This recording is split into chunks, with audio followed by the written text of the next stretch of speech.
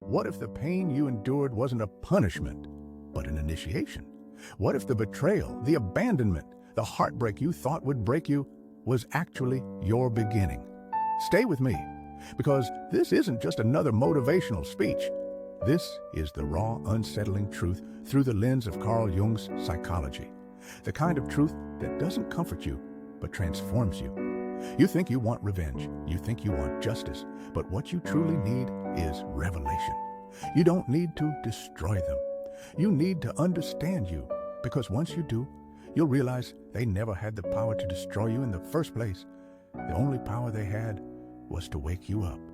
Carl Jung, one of the most influential minds in modern psychology, introduced the concept of the shadow self, the hidden part of you that contains not just your fears, but also your suppressed brilliance.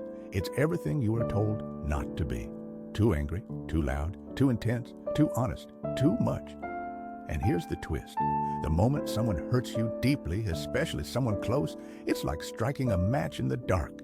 Your shadow ignites. That betrayal you experienced, that humiliation, that cold silence from someone who once held your heart. It's not just personal, it's archetypal. You're not just reacting to the person, you're being summoned by your unconscious. Your pain isn't chaos, it's a message, Jung once said. Everything that irritates us about others can lead us to an understanding of ourselves. Read that again. The one who betrayed you, the one who lied, abandoned, insulted, yes, they were wrong. But they also gave you a mirror, and you have two choices. Smash the mirror or look into it. Most people run, they numb out, they blame, they replay the story over and over in their heads, hoping it will somehow end differently. But if you're here, listening, you're not most people. You're ready to stop blaming the story and start decoding it. Here's what Jung taught that the modern self-help world often forgets. The path to power begins where most people collapse, at the sight of the wound. When someone betrays you, they are often acting from their shadow, the part of them they haven't dealt with, their shame, their fear, their need to control. But more importantly, their betrayal activates your shadow, your anger, your fear of abandonment, your need to prove your worth, your urge to retaliate or collapse into self-doubt. These aren't weaknesses, they're smoke signals from your unconscious. And here lies the truth that turns pain into power. Until you face the part of yourself that was triggered, you are not free. You will keep attracting the same pattern in different faces. Same betrayal, same story, different actor. Why? Because life doesn't give you what you want. It gives you what you need to wake up.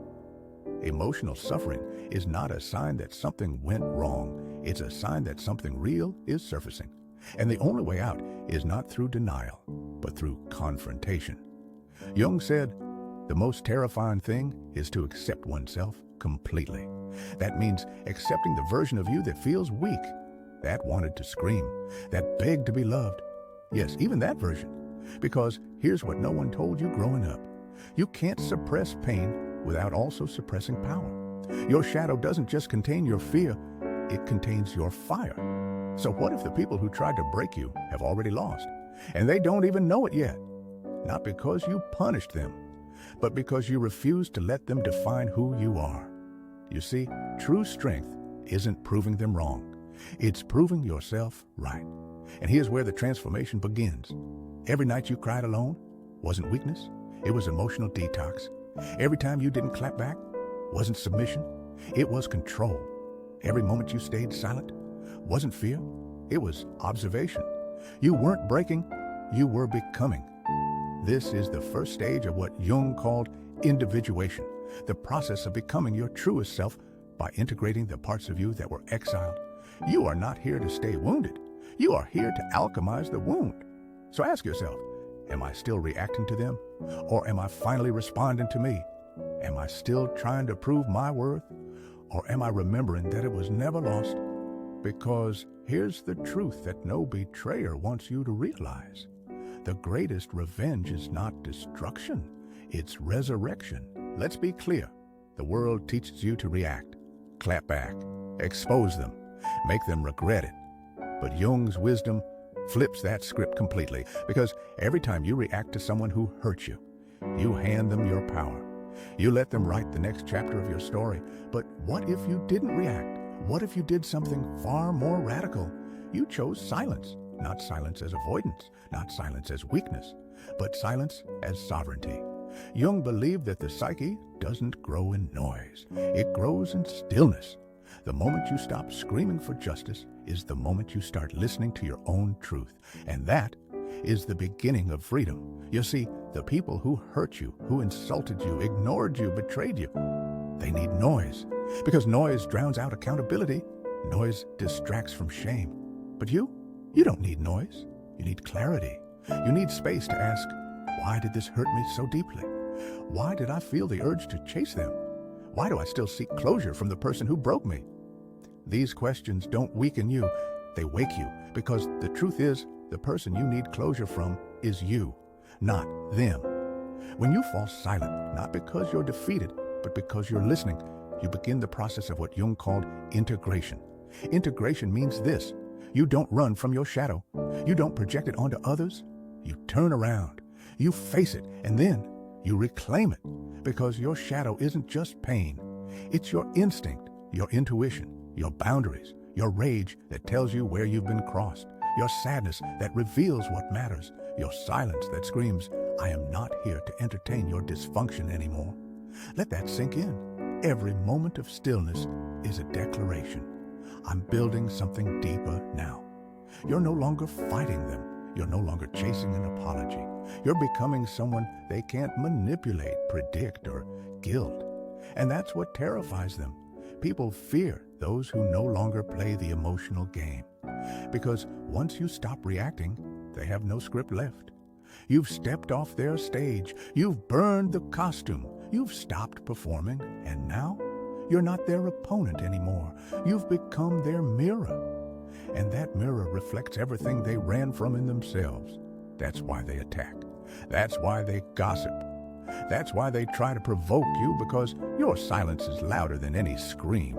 It tells them, you don't live in me anymore. You don't need revenge. You need release. And release begins when you no longer seek to change them, but choose to elevate you. Here's something Jung understood deeply. Most people are terrified of meeting themselves. They keep busy, keep loud, keep running, because in stillness, the shadow appears. But you dared to be still, to sit with your pain, to breathe through the urge to fix, chase, explain, retaliate. That's not weakness. That's psychological courage. Let's go deeper. Every night, you sat alone and felt like the pain would swallow you whole. That was not your breaking. That was your forging. Every time you cried and then wiped your own tears, that was not falling apart. That was rising differently. People think transformation looks like glow-ups and speeches and power moves. But Jung would say, real transformation looks like grieving, silence, reflection, then clarity. The people who broke you expected you to either break down or strike back. But you didn't. You did something they never expected.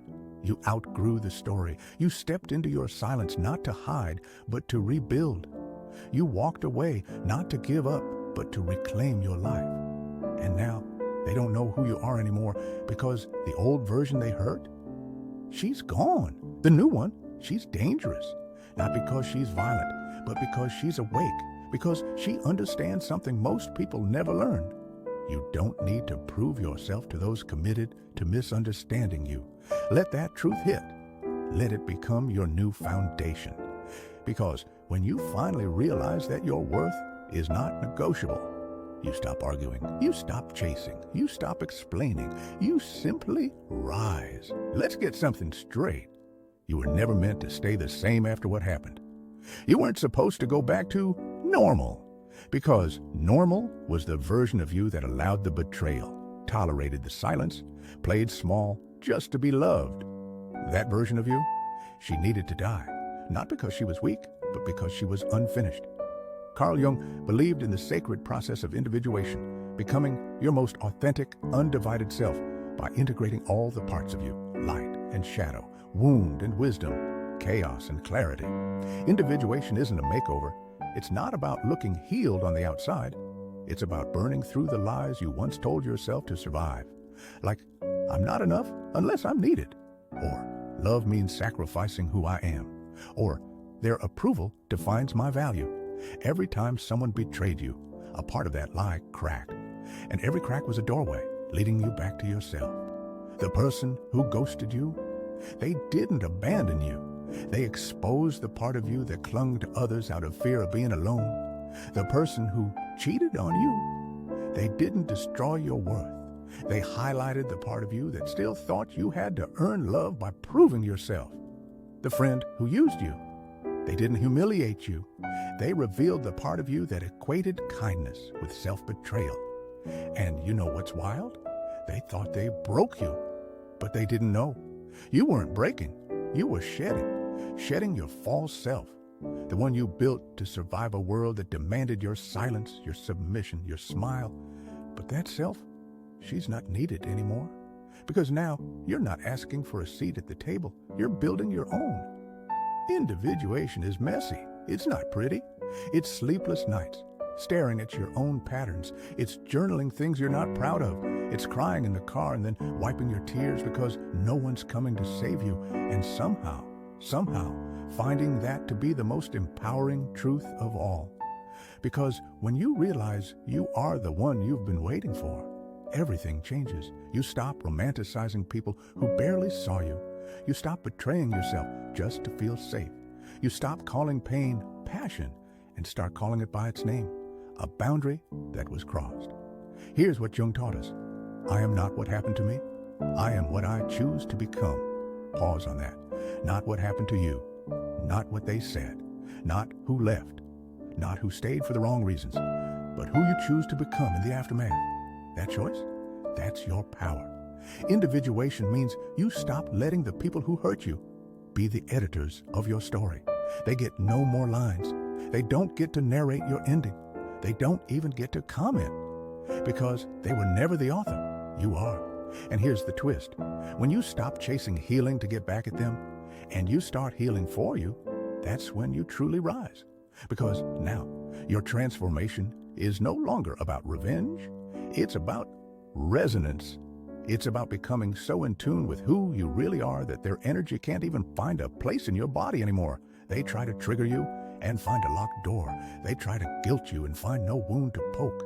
They try to define you and find silence, not submission. Because you've transcended the dynamic. And that's terrifying to people who only know how to relate through control. They can't reach you, not because you blocked them on your phone, but because you outgrew the level of consciousness they're stuck in. That is individuation. That is psychological freedom. That is what Jung meant when he said, wholeness is not achieved by cutting off a portion of one's being, but by integration. You didn't need to erase your anger. You needed to listen to it. You didn't need to suppress your sadness. You needed to honor it. You didn't need to forget what they did. You needed to understand why it woke you up. You see, your enemies weren't enemies. They were mirrors, unwilling messengers delivering sacred information. And once you get the message, you can put the mirror down. You no longer fight them. You thank them. Because without the storm, the seed would have never cracked. And without the cracking, the roots would have never taken hold. So the question now is not, why did they do that to me? The real question is, who did I become because of it? So here you are, not broken, not bitter, but blazing, not louder, just clearer, not vengeful, but undeniable. They thought they were ending your story, but all they really did was force you to pick up the pen. That's the paradox of deep betrayal. While others tried to write your ending, they accidentally triggered your beginning. Carl Jung called this the sacred process of individuation, not healing to go back, but healing to evolve forward, not fixing the old self, but becoming the true one. That's why the pain was so personal, because the lesson was too. You see, the people who hurt you were stuck in ego, in projection, in unhealed wounds. They threw their pain at you like stones. And at first, yes, it hurt. But slowly, something changed. You stopped bleeding and started building. You built silence. You built clarity. You built boundaries no one could see, but everyone could feel. And now you don't need revenge, because your existence is the echo of their failure. Your peace is what their chaos feared. Your self-trust is what their control couldn't survive. You became the lesson they weren't ready to learn. Let's go deeper. When Jung said, The privilege of a lifetime is to become who you truly are. He wasn't talking about achieving external success or public approval. He was talking about spiritual independence. He meant the moment when you no longer need applause to feel worthy. The moment you no longer seek closure from the one who caused the wound. The moment you realize nothing they say can change what you know. You've outgrown their version of you. And guess what? You don't need to prove it, because proving is for the insecure. And you're not insecure anymore. You're rooted. Rooted in your values, rooted in your self-respect, rooted in a purpose far deeper than proving a point. That's what confuses them now. You don't react, you don't flinch, you don't respond to the bait. And in that stillness, they see something they don't recognize anymore. You, the real you, the one that emerged after the collapse, the one forged in the fire they started. Because while they were watching to see you fail, you were preparing to rise. Here's the twist. You no longer hate them. You don't even resent them. Because resentment keeps you chained, and you don't live in cages anymore. Forgiveness, as Jung might suggest, isn't about excusing the betrayal. It's about releasing the emotional contract. It's about saying, what you did was not okay, but I will not keep rereading the same chapter hoping for a different ending. You've closed the book, started a new one, and this time the pen is in your hand. But it's more than a metaphor. Your evolution isn't poetic justice, it's psychological liberation. Because here's the ultimate revenge, and it doesn't involve rage or bitterness. The real revenge is peace. Not the fake kind where you pretend everything's fine, but the deep kind. The kind where you laugh again without guilt, where you walk into rooms without shrinking, where you fall asleep not with racing thoughts, but with soft acceptance. They didn't expect that. They expected drama. They expected noise. They expected collapse. But instead, you gave them silence, not because you had nothing to say, but because what needed to be said was said to yourself in quiet clarity.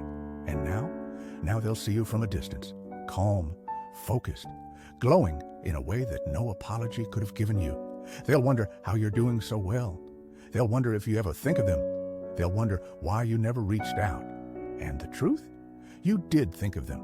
You just didn't think of them forever. You outgrew the frequency.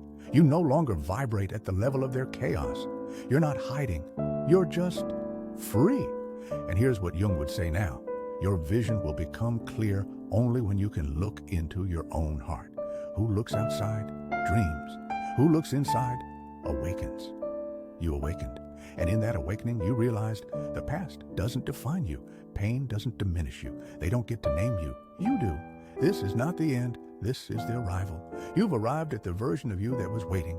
Through every breakdown, every betrayal, every breathless night, she's here now. And she's not playing games. She's not performing. She's not asking permission. She's living. Individuation is not about becoming invincible. It's about becoming whole. It's not about being liked. It's about being real. It's not about getting even. It's about getting aligned with your soul, your truth, your destiny. And that, my friend, is what they never saw coming.